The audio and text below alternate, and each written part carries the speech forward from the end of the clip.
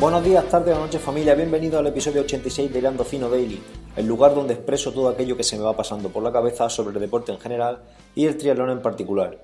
Hoy es 3 de mayo de 2018 y como siempre os recuerdo que antes de comenzar con el episodio no dejéis de pasar por hilandofino.net, mi blog sobre entrenamiento personal, donde encontraréis aquel contenido relacionado con el mundo del triatlón y de los deportes de resistencia, y además podréis suscribiros a mi lista de correo para estar al tanto de todo lo que vaya publicando periódicamente. Cada semana intento mandar un mailing donde voy informando de este podcast, del otro de Triatlón y otras drogas, alguna noticia que me ha llegado, algún artículo que he leído que me ha parecido muy interesante o algún consejo que se me va pasando por la cabeza. Así que os animo a que os suscribáis y me deis vuestro mail para estar al tanto de todo ello. Bueno, y recordad que nos quedan 14 episodios para el sorteo del episodio 100. Recordad que voy a sortear una Oakley Jawbreaker. Os dejo el enlace en las notas del programa para los que no lo hayáis visto ya, o si alguno esté llegando nuevo a este episodio, que lo sepáis que en el episodio 100 pues voy a hacer ese sorteo en plan para premiar a toda la gente que me está siguiendo en este proyecto. Bueno, voy a entrar ya en el episodio de hoy. Test de esfuerzo, lo he titulado ¿Qué mirar? ¿Cuándo hacerla? ¿En qué deporte realizarlo? Hay muchas dudas con el tema de las pruebas de esfuerzo. Los deportistas que entreno que se hacen un test de esfuerzo no saben, la mayoría no saben analizarlo, me dicen, tengo un montón de datos aquí, pero no sé lo que hacer con ellos. A ver, realmente, bajo mi punto de vista, claro, eh, interpretar una prueba de esfuerzo no es tan complicado. Lo que pasa es que, claro, nos dan muchos datos, nos dan muchos valores, bueno, realmente nos registran muchos parámetros que realmente pues nos los van mostrando ahí, pero que no hay que fijarse en todos porque si no nos vamos a poner locos y realmente son algunos de ellos innecesarios. Lo que pasa es que vienen reflejados puesto que nos lo han tomado. Entonces, como digo, hay muchos datos, pero solo nos fijaremos en unos cuantos. No voy a tampoco, bueno, quiero enfocar este episodio de una forma diferente. Si vosotros tecleáis en Google test de esfuerzo, interpretación y demás, pues va a salir un montonazo de artículos, algunos de ellos muy buenos. Y bueno, yo creo que lo interesante es que lo miréis ahí. Yo aquí os quiero dar mi opinión, siempre intento dar mi opinión acerca de los temas de los que estamos hablando y cómo los veo yo y cómo creo que hay que tomarlo, cómo creo que hay que interpretar esos temas. Entonces, siempre os voy a dar aquí mi opinión, basada evidentemente en artículos como los que podéis leer en Google o en cualquier otro sitio, revistas de entrenamiento o libros de entrenamiento o de donde bebáis esa información, vaya. Perdona, a ver, vamos al lío. Bueno, ¿qué es un test de esfuerzo? Para un poco entrar en materia, pues un test de esfuerzo podemos decir pues que es un test incremental, ¿no? Siempre van a ser de menos a más, que se pueden hacer en bici, corriendo. Bueno, nos vamos a centrarnos en bici corriendo, también se podrían hacer nadando, también se podría hacer en remo, en elíptica, en fin, por hacerlo se puede hacer en donde queramos, pero como somos triatletas, o la mayoría seremos triatletas de los que me estéis escuchando, lo haremos en ciclismo o corriendo a pie. Se van a hacer cada cierto tiempo unos aumentos de intensidad y a través de esos aumentos de intensidad, pues también se van a ir registrando una serie de datos fisiológicos que van a ir ocurriendo en el organismo. ¿Qué datos son estos? Pues, por ejemplo, os voy a mencionar algunos, seguramente en algunas pruebas registrarán más cosas. Por ejemplo, en el análisis de gases, el análisis de consumo y de utilización de O2, por ejemplo, de oxígeno y de dióxido de carbono, lo que se conoce como el RER. Luego también nos van a analizar, más que analizar, nos van a registrar la frecuencia cardíaca. En determinadas pruebas también nos van a analizar el lactato sanguíneo, nos van a registrar los vatios si lo hacemos en ciclismo, nos van a registrar la velocidad a la que vamos y por consecuencia el ritmo por kilómetro si lo hacemos en tapiz rodante para correr a pie, la tensión arterial, entre otros valores. ¿Cómo realizar la prueba? Bueno, mejor que cómo realizarla, pues ¿dónde realizarla? Pues, a ver, somos triatletas, pues lo vamos a hacer a pie o en bici, como he dicho anteriormente. Si somos corredores, evidentemente, pues lo haremos a pie. Si somos ciclistas, evidentemente lo haremos en bici, eso no tiene más tu tío. Ahora, ¿dónde la hago yo si soy triatleta? ¿En bici o corriendo a pie? Pues yo recomendaría que lo hicieran en el deporte donde más te puedas exprimir. Yo he tenido casos de triatletas o de duatletas que procedían del ciclismo y en bici se encontraban muy cómodos y eran capaces de llegar a pulsos más altos que corriendo a pie, puesto que tenían mejor adaptación al ciclismo y sabían exprimirse mucho más encima de la bici. Pues yo a esas personas les recomendaría que se lo hicieran corriendo a pie, perdón, en bici. ¿Por qué? Pues porque vas a poder dar más de ti. Y como veremos ahora más adelante, la prueba de esfuerzo la queremos hacer para descartar problemas de motor, problemas cardiovasculares. Entonces no tiene sentido, bajo mi punto de vista, hacerla en un deporte donde no te puedes exprimir al máximo y no puedas poner la patata al 100%. Entonces, bueno, ya vamos con ese tema. ¿Para qué la usamos? Pues bajo mi punto de vista, como he dicho, en primer lugar, para descartar problemas de la patata, de problemas cardiovasculares. Luego, en segundo lugar, nos van a dar dos valores, dos datos muy interesantes, que son el umbral anaeróbico y el consumo máximo de oxígeno. Estos valores son específicos para esta prueba de esfuerzo y os lo comentaré ahora después, pero va a ser en ocasiones difícilmente aplicable a situaciones de campo, a situaciones de entrenamiento diario en carretera, en ciclismo o corriendo a pie en un parque o en fin, o en la pista de atletismo. Va a ser complicado que podamos extrapolar esos datos a situaciones reales. Luego, si el estudio lleva también asociado un estudio cineantropométrico, pues tendremos datos de composición corporal, que también puede ser interesante si hacemos test de esfuerzo y estudios de estos periódicamente para ir viendo nuestra evolución. Luego también, en la mayoría de las ocasiones, el test de esfuerzo lleva también asociado una exploración clínica, pues general, donde nos miran acortamientos, dismetrías, desviaciones de columna y ese tipo de cosas que también puede ser interesante ir realizándolos de forma periódica. Luego también la espirometría, donde nos van a analizar la capacidad, o nos van a medir, mejor dicho, la capacidad de nuestros pulmones y nuestro sistema respiratorio. Y bueno, y seguramente habrá por ahí pruebas de esfuerzo o test de esfuerzo donde mirarán alguna cosilla más, pero básicamente eso es lo que os vais a encontrar. Bueno, me quiero parar un poquitín en el tema del umbral anaeróbico y el consumo máximo de oxígeno, dos valores que nos van a dar los test de esfuerzo. Ya hablé de ello en el episodio 17, os lo dejaré en las notas del programa o si no, lo podéis buscar directamente en iVoox, en el episodio 17, donde traté el umbral anaeróbico, el consumo máximo de oxígeno y la relación que se establecía entre ellos. No lo he vuelto a escuchar el episodio, no sé exactamente de lo que hablé ahí, pero bueno, toqué ese tema. En cualquier caso, vamos a hablar otra vez de ello aquí de forma muy general. En cuanto al umbral anaeróbico, pues en el test de esfuerzo nos lo van a dar en pulsaciones. Como he dicho anteriormente, vamos progresivamente aumentando la intensidad en escalones de tiempo y van a ir registrando se registran las pulsaciones, el ritmo, los vatios, en definitiva, una serie de procesos y de datos que se van dando en cada uno de esos escalones y llegará un momento en que llegaremos al escalón donde tenemos el umbral anaeróbico. Pues el umbral anaeróbico nos lo van a dar en unas pulsaciones, por ejemplo, voy a poner ejemplos para que sea más sencillo, 160 pulsaciones. Bueno, pues vamos a ver que nuestro umbral en esa prueba de esfuerzo son 160 pulsaciones. Aproximadamente, ¿vale? No cojáis esto como un valor absoluto sin posibilidad de cambio. En torno a 160 pulsaciones. En torno a un ritmo a pie, por ejemplo, 4 minutos al kilómetro. En unos vatios en bici, por ejemplo, 200 vatios. ¿Vale? Entonces, ¿qué es bueno? Y luego el consumo máximo de oxígeno, pues igualmente nos lo van a dar en esos mismos datos, en pulsaciones, en minutos por kilómetro, en vatios, etcétera.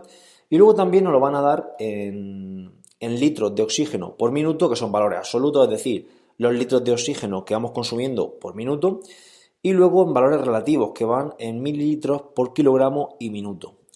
¿Vale?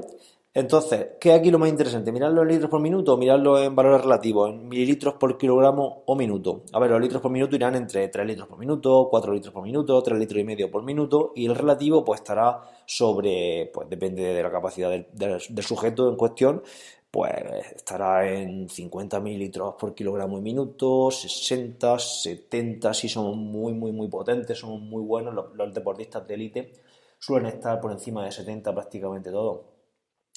Entonces lo interesante es mirar el relativo. ¿Por qué? Porque vamos a poder comparar con diferentes deportistas porque tenemos en cuenta el peso del sujeto, del tipo en cuestión. Y luego también podemos comparar nosotros mismos en diferentes momentos de la temporada, mientras que los valores absolutos pues realmente no nos dicen mucho. Entonces, como siempre, mejor mirar los valores relativos de consumo máximo de oxígeno. Y la relación que se establece entre consumo máximo de oxígeno y umbral anaeróbico, pues nos van a dar en la prueba de esfuerzo también un dato súper interesante que para mí es casi el más interesante de todo, que es el porcentaje respecto al consumo máximo de oxígeno donde se encuentra el umbral anaeróbico. Más o menos se va a situar en torno al 80, al 85 y si podemos, o si somos muy buenos, o estamos muy bien entrenados, lo tendremos más alto, al 92, 93. Eso será muy interesante, puesto que esto, llevado a una situación real, querrá decir que podemos ir muy rápido sin acumular fatiga, muy cerca del máximo sin acumular fatiga. Imaginar poder ir muy arriba sin consumir, imaginar en un coche ir casi al máximo sin consumir mucho combustible, pues es lo ideal, ¿no?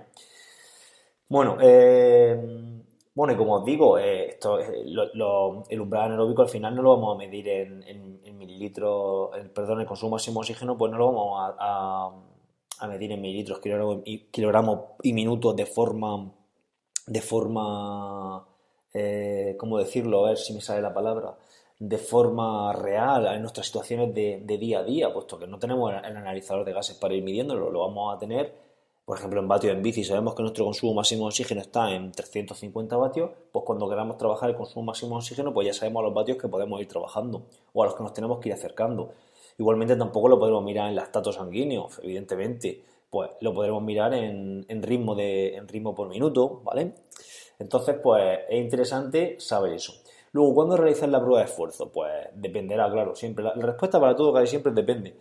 En deportistas de iniciación que no han hecho nunca deporte, pues yo recomiendo al inicio, incluso antes de empezar. Los valores que nos van a dar no van a ser muy reales, puesto que esos datos van a ir en pocas semanas modificándose de forma drástica, pero sí que vamos a descartar cualquier tipo de problema cardiovascular, que es para lo que, bajo mi punto de vista, como he dicho antes, y me reitero en ello, vamos a utilizar la prueba de esfuerzo para descartar problemas cardiovasculares. Entonces, si nosotros somos deportistas nobles que estamos empezando y queremos descartar esos problemas, pues no tiene sentido empezar a entrenar sin hacerla, sino hacerla antes. Luego en deportistas experimentados ya, pues como esto tiene un coste y no podemos hacer muchas al año, pues yo lo que recomendaría sería empezar a entrenar y cuando tengamos un momento de forma ya interesante, bastante fuerte, no, a lo mejor no esperar a periodo competitivo, sino cuando ya estemos al final del periodo general, por ejemplo, o que ya lleva un rendimiento bastante alto que nos permita exprimirnos al máximo, pues hacerla, ¿vale? Y repetirla pues mínimo una vez al año. Como digo, son pruebas que, pues, depende de la prueba que hagáis, pues rondará entre los 70, 80 euros y 100, 150, no sé, por ahí tienen que andar los precios. Y claro, y realizarse una prueba de estas cada cierto tiempo, como recomiendan algunos expertos, pues es complicado. Como digo, algunos expertos recomiendan hacer la prueba bueno, una al inicio de temporada y luego ir repitiéndola cada final de un periodo de entrenamiento, de un entrenamiento exigente, ¿no? Para ir viendo las modificaciones de nuestro estado de forma. Pues hombre, si tenemos la posibilidad de hacerla, si tenemos la economía que nos lo permite y ese tipo de cosas, pues puede ser interesante. Aunque para determinar nuestro rendimiento, yo veo más interesante realizar test de campo que no pruebas de esfuerzo. Aunque bueno, si hacemos pruebas de esfuerzo para valorar las mejoras de nuestro rendimiento, tenéis que tener en cuenta que tenéis que compararla la prueba de esfuerzo con la prueba de esfuerzo. No vale comparar una prueba de esfuerzo con un test de campo, puesto que los valores, como digo, va a ser complicado que sean extrapolables. Y luego no creo que sea interesante tampoco hacer una prueba de esfuerzo en un sitio, al mes a los 3 meses hacer otra prueba de esfuerzo en otro sitio y compararlas, puesto que no es lo mismo un rodillo de un lado que un rodillo de otro, y el aparataje suele ser diferente. Entonces, vamos a comparar peras con peras y manzanas con manzanas, vamos a no mezclar las ciruelas con los tomates porque si no, mal vamos. Inconvenientes de una prueba de esfuerzo. Pues para ir terminando, que ya llevamos 14 minutos y esto siempre se nos va de tiempo y esto no puede ser. Bueno, inconvenientes de una prueba de esfuerzo.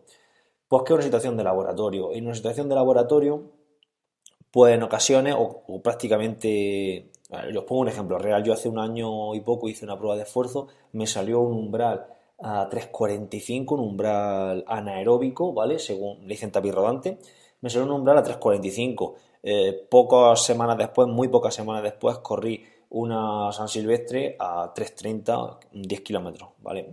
Entonces, supuestamente el umbral anaeróbico correlaciona muy bien con la velocidad del 10K a media, con lo cual esa prueba de esfuerzo yo en fin, no estaba bien.